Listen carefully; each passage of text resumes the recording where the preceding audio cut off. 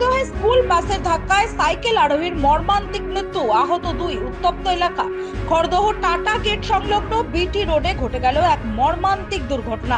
মঙ্গলবার সকালে রাস্তা পার হওয়ার সময় স্কুল বাসের ধাক্কায় প্রাণ হারালেন বাবলু সাউ নামে এক সাইকেল আরোহী। দ্রুত গতির একটি স্কুল বাস সিগন্যাল বন্ধ থাকা অবস্থায় নিয়ন্ত্রণ হারিয়ে বাবলু সাউ সহ আরো দুজনকে ধাক্কা মারে বলে জানা গিয়েছে।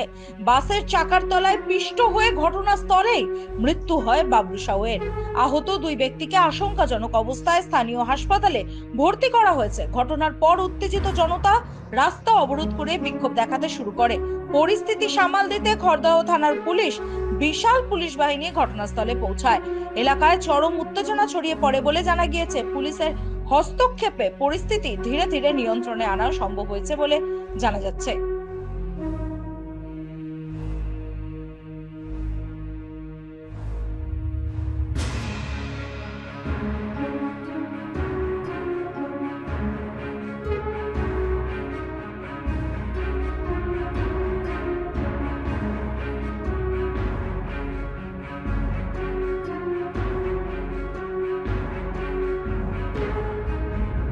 স্কুল বাসটা অনেক রানিং আসছিল, একটা লোক সাইকেল নিয়ে পার হচ্ছিল, ঠিক আছে, লোকটারও একটু দোষ ছিল, না দেখে পার হচ্ছিল।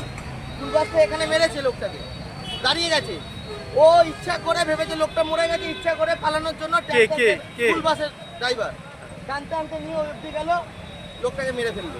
এখন হালকা হালকা জান বেঁচে আছে, ও বাঁচবে না, হসপিটালে নিয়ে যাওয়া হয়েছে, ও বাঁচবে না।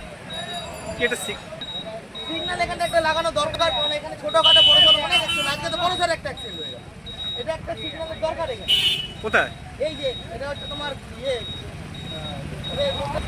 এখানে একটা সিগন্যাল দরকার। কি দরকার? কি দরকার? একটা ট্রাফিক পুলিশ এখানে দরকার। বহুত এখানে বহুত বার যখন অ্যাক্সিডেন্ট জল করতে আসে লোকরা। যখন বল